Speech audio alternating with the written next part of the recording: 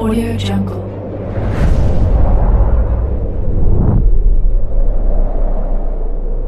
Yo, balik lagi bersama Mimin di Manhwa TV. Kali ini kita akan lanjutkan pembahasan dari cerita SSS level Paladin Warbreaks Logic.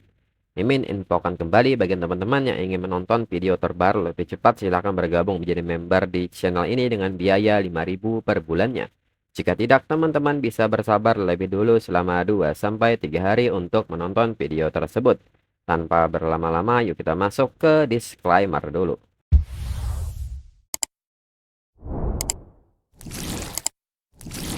Disclaimer, silahkan abaikan hal ini jika kalian sudah mengerti.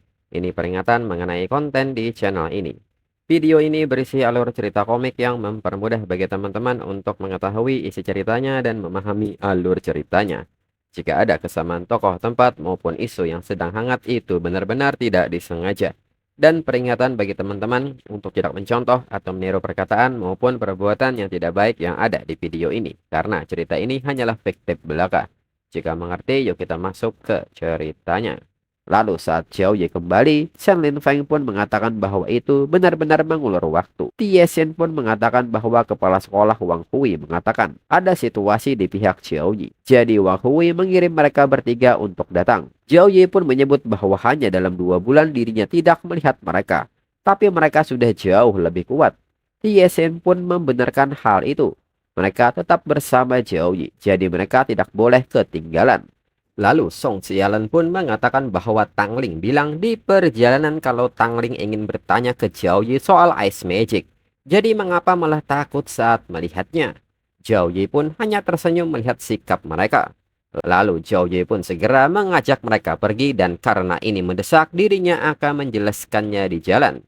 Zhao Feng yang melihat Xiao Ye dekat dengan teman-temannya menyebut bahwa Xiao Ye benar-benar mirip dengan leluhur mereka. Di samping itu, di saat teman-teman Xiao Ye bicara soal perjalanan mereka yang ingin menuju Blackwind Mountain dan mengenai semua persiapan mereka, Xiao Ye menilai tiba-tiba dirinya merasa tidak diperlukan. Dalam pikiran Xiao Ye, kalau dulu dirinya pasti akan menyusup seorang diri. Bagaimanapun energi demonik di Blackwind Valley tidak bisa diperhitungkan. Bahkan jika dirinya bertemu musuh berkali-kali lipat lebih kuat dari dirinya, dirinya bisa menggunakan Void Beast untuk kabur dengan aman. Tapi tepat setelah membunuh Red Madam, sistem yang sudah lama tidak aktif selain misi harian tiba-tiba muncul dan mengatakan bahwa misi terbatas dipicu. Ungkap rahasia Mermaid Merchant Guild bersama rekan Xiao Ye. Hadiah misi adalah setiap anggota yang berpartisipasi menerima 1 buku skill rank S+. Xiao Ye menilai bahwa ini seperti perintah paksa. Benar-benar memblokir jalan untuk beraksi sendirian.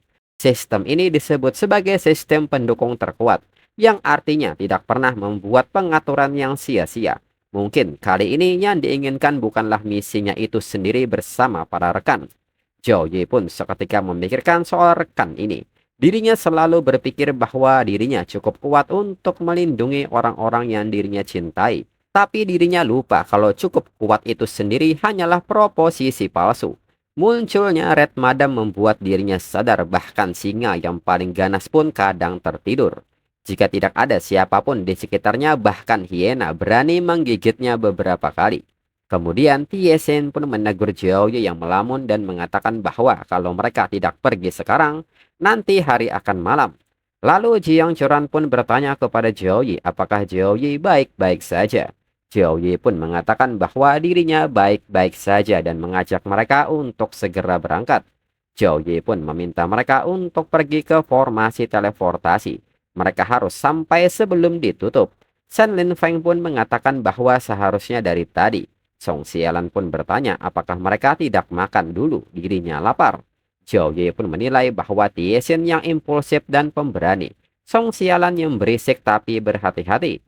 Shen Lin Feng yang lidah tajam tapi ramah, Tang Ling yang pemalu tapi kuat, dan Jiang Churan yang lembut serta tangguh. Mereka semua adalah rekan-rekannya.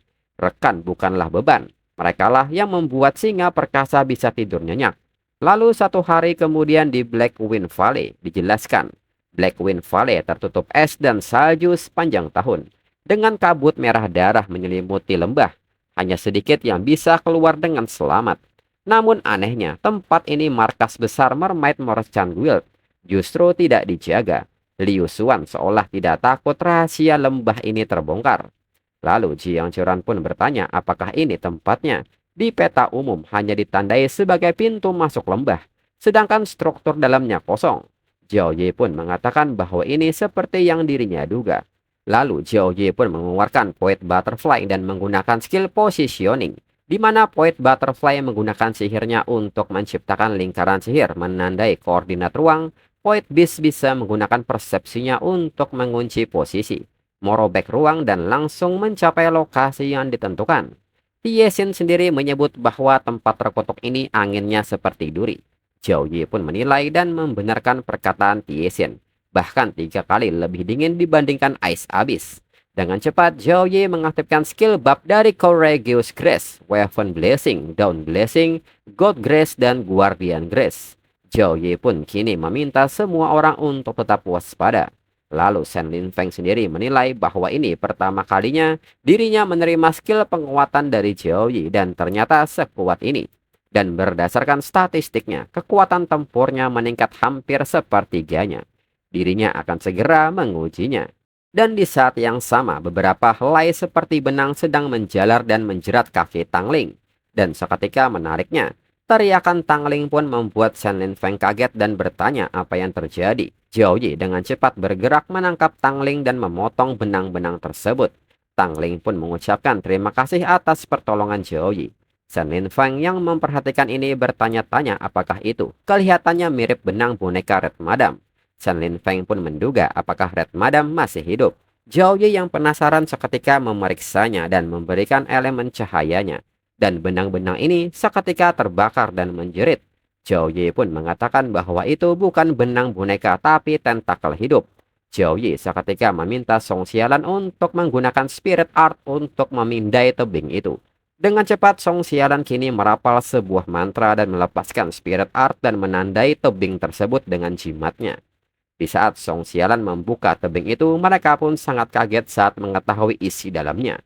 Zhao Ye pun menduga jangan-jangan seluruh gunung salju ini adalah makhluk yang saat ini ada di depan mereka. Lalu makhluk ini pun bereaksi dan bersiap melepaskan tentakel mereka. Kembali Song Xialan merapal sebuah mantra dan mengaktifkan Spirit Dao, Evil Suppressing Talisman, dan memblokir tentakel ini. Namun jimat ini tidak bisa bertahan lama dan perlahan mulai hancur. Song Xialan pun menyebut bahwa lendirnya bisa menyerap energi spiritual. Dalam pikiran Song Xialan, mantra pendeta roh digerakkan oleh energi spiritual. Jadi makhluk ini benar-benar menangkis serangan miliknya. Dan Zhao Yi sendiri kaget melihat hal ini. Mereka telah sepenuhnya dikepung oleh tentakel. Shen Lin Feng pun menyebut ini sangat menjijikan dan seketika membakarnya. Namun nyatanya api tidak berpengaruh kepada tentakel ini. Namun secara mengejutkan tentakel ini kini membentuk semacam tubuh hingga memunculkan banyak boneka. Tiesin menyebut bahwa ini waktu yang tepat. Zhao Ye pun mengatakan bahwa biarkan dirinya yang mengurus ini. Mereka tetap di sini. Mereka sepertinya takut dengan cahaya suci. Dan seketika Zhao Ye mengaktifkan bakatnya yaitu Holy Sword Heart. Serta mengaktifkan skill Holy Light Protection kepada rekan-rekannya. Dan seketika Zhao Ye maju menggunakan senjata pedangnya. Dalam sekejap Zhao Ye menjatuhkan boneka-boneka ini. Zhao Ye menyebut bahwa mereka tidak bereaksi terhadap senjata, namun serangan fisik efektif. Dan segera Zhao Ye meminta Jiang Churan dan Tiesin yang menggunakan senjata untuk maju. Zhao Ye meminta Tiesin untuk menghancurkan pertahanan mereka dari depan dan Jiang Churan lindungi belakang mereka. Mereka bertiga akan maju dalam formasi segitiga. Tiesin pun nampak bersemangat dan sekarang gilirannya untuk menunjukkan apa yang bisa dirinya lakukan. Lalu Zhao Ye meminta mereka bertiga untuk tetap di dalam perisai cahaya dan jangan keluar. Namun Shen Lin Feng nampak tidak terima dengan hal ini. Dirinya seorang berserker. Dirinya hanya tidak menggunakan api dan seketika Shen Lin Feng mengeluarkan senjata tombaknya. Melihat hal ini Zhao Ye seketika mempersilahkan Shen Lin Feng untuk bergabung. Sedangkan Tangling dan Song Xialan akan tetap di belakang untuk mengamati kelemahan musuh. Mereka berdua pun mengerti. Shen Lin Feng yang dari tadi ingin bergerak maju dengan penuh semangat. Tiesin pun kini melepaskan teknik Mountain Breaker Strike. Tiesin yang melihat serangannya berefek menyebut ini berhasil. Tanpa ragu, kini Shen Linfeng dan Jiang Churan mulai melakukan serangan. Dan kini mereka terus menyerang secara bergantian sambil mengawasi punggung rekan-rekannya. Zhao Yi menilai bahwa monster dan benang perak tampaknya tidak berujung. Ketika satu ditebas, monster baru melompat atau merangkak keluar dari gunung. Kemudian di saat Tang Ling fokus memperhatikan rekan-rekannya bertarung, tiba-tiba sesuatu melintas di dekatnya. Tang Ling pun menyadari benda itu dan seketika mengambilnya. Lalu memanggil Zhao Yi serta memberitahunya bahwa dirinya melihat tanda pinggang pada monster itu. Itu dari keluarga Tianlan Liu. Melihat hal ini, Zhao Yi menilai bahwa ini kemungkinan besar merupakan peninggalan yang ditinggalkan oleh keluarga kecil atau orang-orang yang datang untuk menjelajahi Blackwind Valley. Jadi, benang-benang perak ini selain melahap sihir dan kekuatan spiritual, mungkin juga melahap kekuatan kehidupan. Bahkan sisa-sisanya pun berubah. Sumber benang perak ada di gunung. Benang setiap monster terhubung ke tebing. Daripada membunuh monster, mereka harus memotong akarnya. Dan seketika Zhao Yi melepaskan tebasan kuatnya. Dengan ini, biarkan dirinya melihat apa yang tersembunyi di dalamnya. Dan seketika dinding penghalang pun runtuh. Dan mereka pun kini berjalan di antara reruntuhan tersebut. Setelah kepulan asap mulai menghilang, mereka pun dikejutkan dengan sesuatu yang ada di depan mereka. Dan itu adalah kumpulan cermin es yang sangat banyak. Tiesin pun bertanya apakah barusan tadi hanya Fata Morgana. Zhao Yi menyebut bahwa itu bukan Fata Morgana, itu penyamaran untuk pintu masuk ke dungeon. Blackwind Valley sama sekali bukan pegunungan alami, itu adalah dungeon tersembunyi yang besar yang telah bergabung dengan bintang biru. Itu digabungkan dengan sangat baik sehingga tidak ada yang menemukan rahasia ini. Namun jika dipikirkan lagi ini tidak benar. Liu Xuan menemukan rahasia ini. Kamar dagang berani meninggalkan Blackwind Valley tanpa pengawasan. Karena dia tahu bahwa dungeon itu sendiri adalah penjaga terbaik. Dan dapat mengubah penyusup menjadi nutrisi. Shen Linfeng pun menyebut ini terlalu banyak trik. Tang Ling pun bertanya apakah monster yang baru saja mereka temui adalah semua orang yang menyusup ke sini dan diubah. Zhao Yi membenarkan hal itu. Monster di level pertama adalah gunung itu sendiri. Setelah penyusup mati, mereka menjadi bagian dari gunung. Dengan ini, bersiap-siaplah untuk monster level kedua yang akan segera datang. Dan seketika sesuatu pun kini pecah. Shen Linfeng menyebut bahwa cermin pecah ini mencoba menyergap mereka. Zhao Yi pun meminta Tang Ling untuk menerapkan lapisan ganda pertahanan es dan bumi. Jangan beri mereka kesempatan. Tang Ling pun mengerti. Namun, sesuatu yang aneh terjadi di saat cermin-cermin itu memantulkan wajah masing-masing dari mereka. Lalu Zhao Yi kini melihat sesuatu di balik bayangan mendekat. Tang Ling pun seketika berpindah tempat di sebuah hutan. Tang Ling pun seketika bertanya di mana Zhao Yi dan yang lainnya. Lalu Shen Linfeng juga kini bersiap dengan sesuatu dan menyebut ini sangat menjijikan. Song Xiaolan pun kini juga bersiap dengan sesuatu di tempat lain. Begitu juga dengan Jiang Churan yang meminta lawannya untuk keluar. Sedangkan Tiesin kini telah bersiap menyerang menggunakan teknik Mountain Breaker Strike. Dan ternyata Tiesin kini berhadapan dengan dirinya sendiri.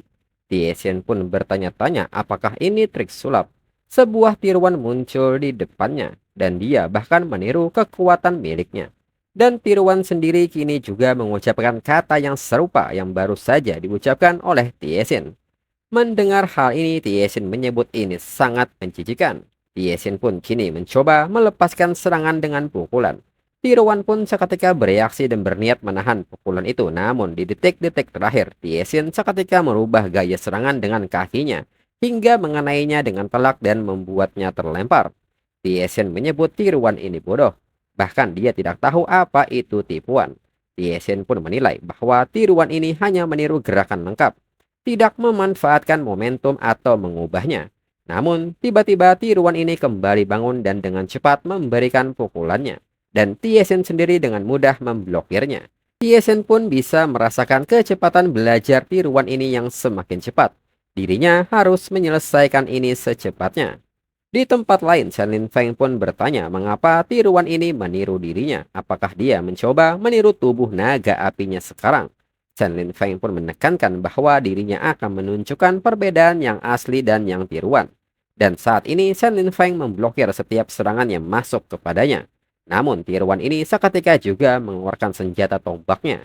Melihat hal ini, Shen Linfeng menyebut dia menyalin dengan sangat cepat. Jika tiruan ini akan mempelajari gerakan miliknya, maka dirinya akan memberinya banyak hal untuk dipelajari. Dan Shen Linfeng pun kini menggunakan teknik Heaven Burning Sting. Dan tiruan ini pun seketika menahan serangan ini dengan tombaknya hingga ledakan pun terjadi. Namun serangan Shen Linfeng masih belum berakhir dan kini melakukan putaran dengan tombaknya hingga membuat pusaran tornado. Namun tiruan ini terus bertahan dengan memblokir semua serangan Shen Linfeng hingga ayunan tombak tiruan berhasil menusuk Shen Linfeng. Shen Linfeng pun mengatakan bahwa tiruan hanya bisa menyalin gerakannya yang sudah selesai. Tiruan tidak bisa mengikuti perubahan kekuatan naga api di dalam tubuhnya. Shen Linfeng pun kini memegang tombak milik si peniru dan menyebutnya bodoh. Dengan ini, pergilah ke neraka. Kemudian di tempat lain, kini Song Sialan sedang melawan tiruannya, hingga mereka saling melempar kartu jimat yang memicu sebuah ledakan. Song Sialan pun kini memperhatikan lawannya dari balik batu. Namun di saat Song Sialan bersiap melempar jimatnya, tiruannya lebih dulu menyerangnya, hingga ledakan ini memaksa Song Sialan untuk terus bergerak. Tiruannya pun mengatakan bahwa dirinya kira Song Sialan lebih mampu. Song Sialan yang terus bergerak pun mengatakan bahwa tiruannya tidak bisa menggunakan jimat Tao seperti itu. Jimat Tao harus memanfaatkan energi spiritual surga dan bumi. Tiruan ini bisa meniru bentuknya, tapi tiruan tidak bisa meniru roh. Lihat hujan ini, angin ini, semuanya adalah bagian dari Tao. Hati adalah tubuh dan kekuatan adalah fungsinya. Song Sialan pun menekankan bahwa tiruan tidak punya hati. Tiruan ini tidak mengerti apa arti menghormati Dao dan takut pada Dao. Jadi tiruan tidak bisa meminjamnya dari alam. Tidak peduli berapa banyak jimat yang si tiru ini salin.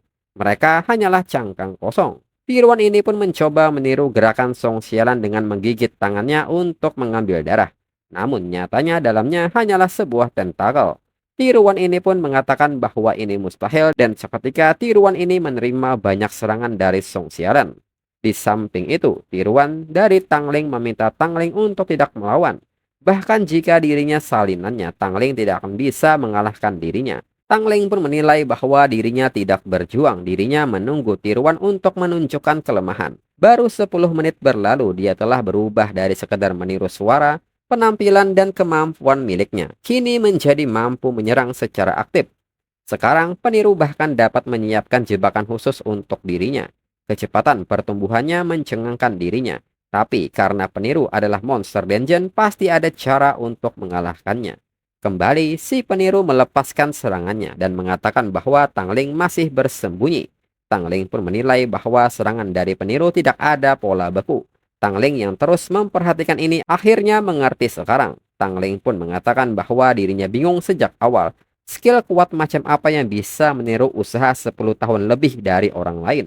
Ternyata si peniru hanya menyalin cangkangnya. Tapi si peniru tidak bisa menyalin kendali presisi miliknya atas elemen-elemen. Si peniru pun bertanya apa maksud dari Tangling.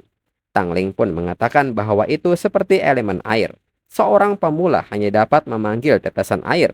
Seorang master dapat mengembunkan jarum air. Tetapi dengan elemen es, mereka bahkan tidak memiliki embun beku yang paling dasar. Ini menunjukkan betapa kasarnya pemahaman si peniru tentang elemen. Tapi yang tidak bisa si peniru pelajari bukan hanya detailnya saja. Kekuatan penyihir sistem penuh adalah membuat elemen bekerja sama. Dan chapter berakhir.